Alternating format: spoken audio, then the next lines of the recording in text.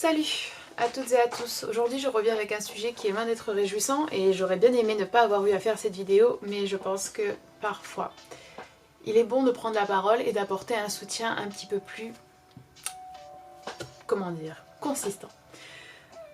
En août dernier, j'ai lu uniquement des autrices dans le cadre de quelque chose que j'organise depuis 2 ou 3 ans déjà, qui s'intitule le Littératon féminin. Le principe c'est en fait de lire uniquement des autrices durant le mois d'août en respectant certaines catégories si possible pour diversifier justement ces horizons littéraires féminins. Voilà. Et il y a une catégorie qui s'appelle la catégorie non-fiction dans laquelle il faut, comme son nom l'indique, lire des textes théoriques sur n'importe quel sujet, ou historique, ou scientifique, bref, peu importe, vous l'aurez compris, écrits par des femmes. Mon choix s'est porté sur 2 ouvrages à ce moment-là. Le premier c'était Le coup de la virilité d'une autrice dont j'ai oublié le nom, déjà j'en suis désolée, ce sera indiqué quelque part.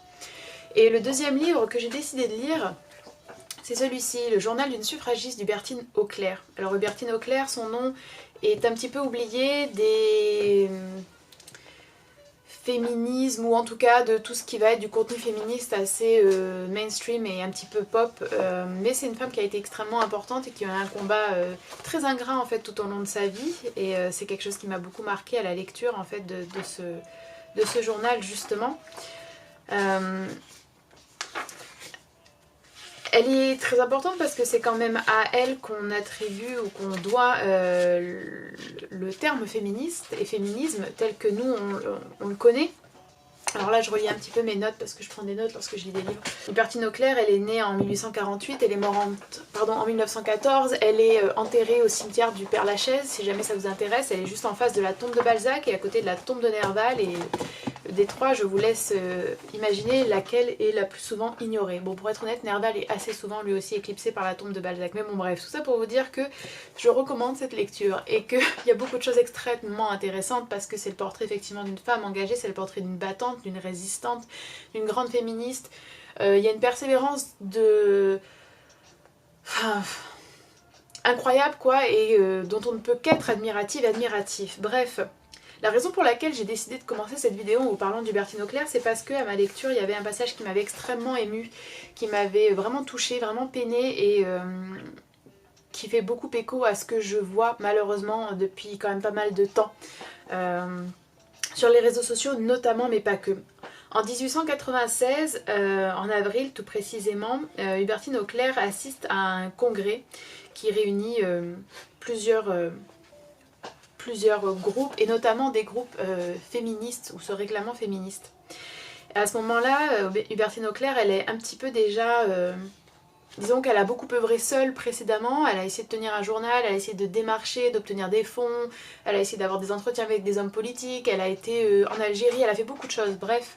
Et elle n'a jamais été vraiment entendue, et beaucoup aussi de personnes influentes ne lui ont pas apporté un soutien assez fort.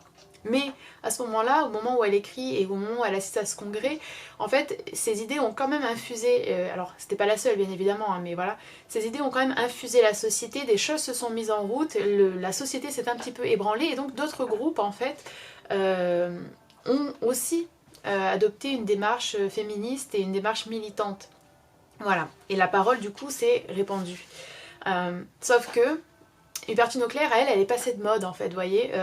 Sa personnalité ne plaît pas, elle correspond plus à ce qu'on attend, et on n'a pas envie en fait de lui rendre ce qui lui appartient en fait, et on n'a pas envie de lui accorder le crédit qui est le sien. Et elle écrit donc en avril 96: celles qui ont construit la maison sont évincées au profit de celles qui sont les plus jeunes par l'âge, mais qui, nouvelles venues dans le mouvement, considèrent les escamoteuses les efforts des autres comme si elles en étaient les vrais auteurs. Voilà. Et 2 jours après, toujours dans le même cadre, elle écrit, et ça j'ai trouvé absolument... Je vous laisse avoir votre avis, j'ai trouvé ça absolument affreux. Je n'ai pu aujourd'hui entrer au congrès, les portes étaient closes. Potonnier est sorti, il m'a vu au milieu de cette foule qui attendait, il ne m'a pas fait entrer. Pourquoi être aussi torturée? En me dévouant comme je l'ai fait, le faisais-je en vue d'une récompense? De 1876 à 1888, de 1892 à 1896, que de souffrances, d'insultes subies.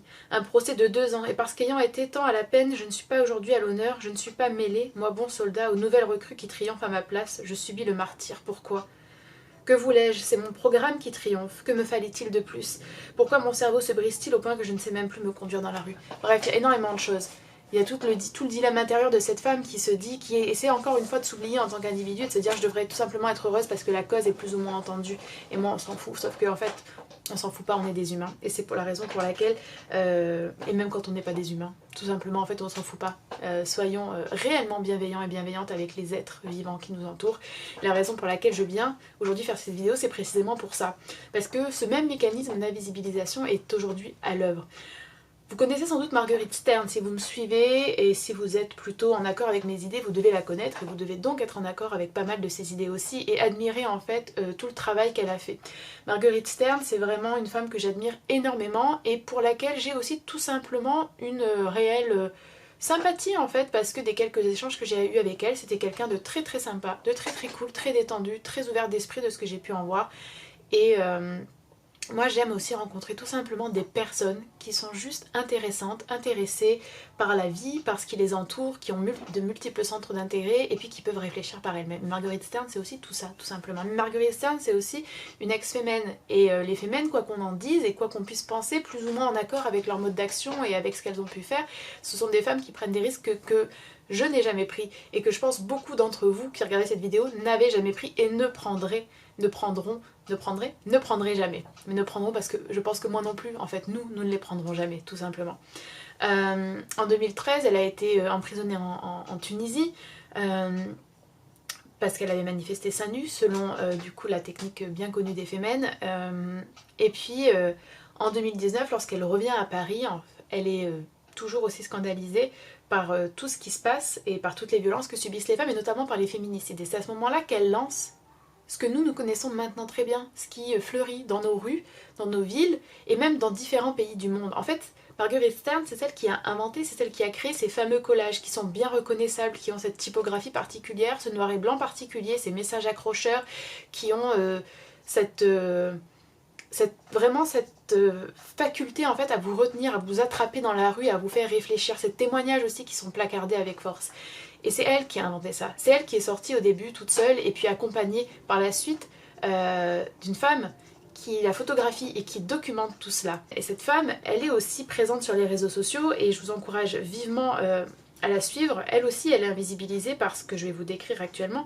Cette femme, elle s'appelle Pauline McCove, en tout cas c'est son nom d'utilisatrice. Et donc toutes les deux, elles vont perfectionner cette technique, la transmettre en fait.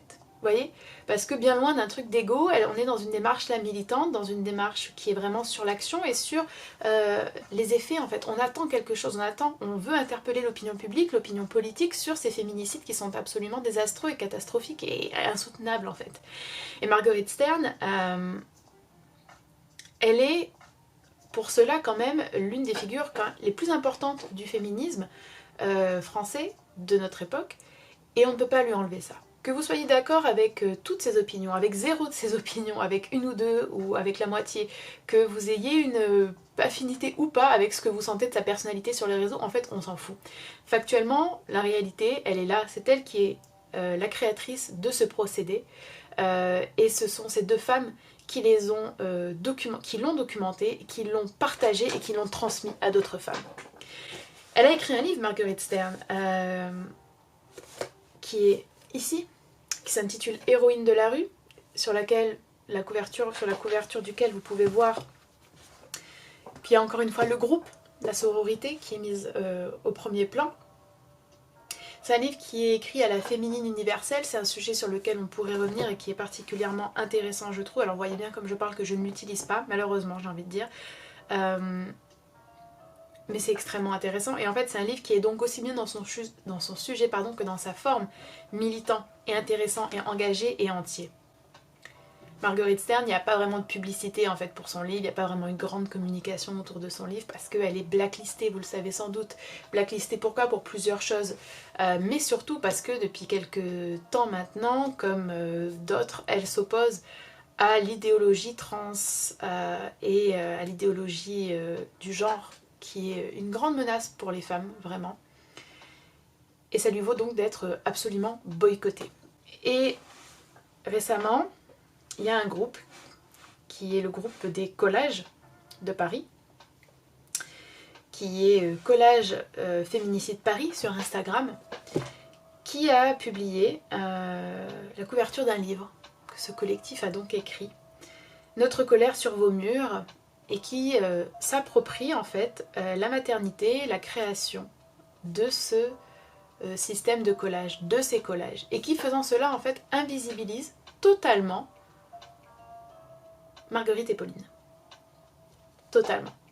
Donc on a un groupe qui se veut féministe, qui se veut soi-disant engagé, qui se veut soi-disant du côté des femmes, qui invisibilise deux femmes qui leur ont tout appris, qui leur ont tout transmis. L'idée c'est effectivement qu'on puisse toutes et tous reproduire ces collages. L'idée c'est que ça nous incite à l'action, que ça nous donne confiance dans l'espace public aussi qu'est la rue. L'idée c'est de ne pas fermer les yeux, c'est de forcer les gens aussi à voir la réalité. Oui, il faut qu'on se l'approprie dans un sens, mais approprier, là, ne veut pas dire voler, ne veut pas dire usurper, entre guillemets, l'identité de créateur ou de créatrice. Et c'est ce que fait ce collectif, à l'heure actuelle, avec un livre qui est publié aux éditions de Noël, sans la moindre mention, bien évidemment, des deux femmes qui ont tant œuvré pour les femmes et pour ce mouvement des collages. Et j'avais envie de venir vous alerter sur ce sujet, parce que peut-être que, innocemment, en voyant cette nouvelle parution, on se dit « Ah, c'est génial, j'ai envie de l'acheter ». Peut-être qu'il y aura plus de publications et plus de communication aussi autour de ce livre, qui sait. Mais c'est juste pas correct, c'est pas féministe, et c'est juste pas correct. Même au-delà d'être féministe, ce n'est pas correct. Et ça a fait vraiment écho avec ce que je lisais à ce moment-là, il y a quelques mois, dans le journal d'une suffragiste d'Hubertine Auclair. Et c'est malheureux de voir qu'il y a toujours des femmes. Il y aura toujours des personnes, quel que soit leur sexe bien évidemment, mais il y a toujours des femmes qui sont quand même plutôt dans une guerre d'ego, plutôt dans une guerre de purisme, soi-disant militant, et qui laisseront passer ces deux aspects-là au-delà d'un respect. Je parle même pas de sororité, je parle même pas de véritable féminisme, je parle juste d'un respect en fait de la propriété intellectuelle, je parle juste d'un respect de l'histoire, d'un respect des faits. Mais on ne peut pas non plus oublier que l'invisibilisation des femmes dans l'histoire, dans la politique, dans les engagements, dans la société, c'est un énorme pan, un énorme sujet, une énorme problématique du féminisme. Et c'est ce qui est en train de se jouer à l'heure actuelle. D'ailleurs, les commentaires sur leur dernier post sont restreints, sont limités. La contradiction et la critique et la vérité apparemment sont dures à avaler. Donc moi j'avais envie de venir faire une vidéo pour partager ces deux livres, en fait, que je vous recommande. Pour vous alerter sur cette problématique-là, et puis peut-être pour certains et certaines d'entre vous, vous faire réfléchir, parce que on a toutes et tous parfois des comportements qui sont pas cool, des comportements qui sont indécents, des comportements qui sont toxiques, et des comportements qui sont fortement influencés par une doxa extrêmement présente et extrêmement vindicative. Et il est bon de se lever contre ça, et d'oser se poser la question, peut-être que cette personne, je ne l'aime pas, ou peut-être que je crois que je ne l'aime pas, mais en fait, est-ce que je suis là pour aimer cette personne, ou est-ce que je suis là pour respecter le travail que cette personne a fait? Voilà. Je vous laisse, j'espère vraiment que cette vidéo vous aura donné l'envie d'apporter du soutien aux bonnes personnes, j'ai envie de dire, et de tout remettre en question et de garder votre esprit critique bien affûté. Et je vous dis à très bientôt.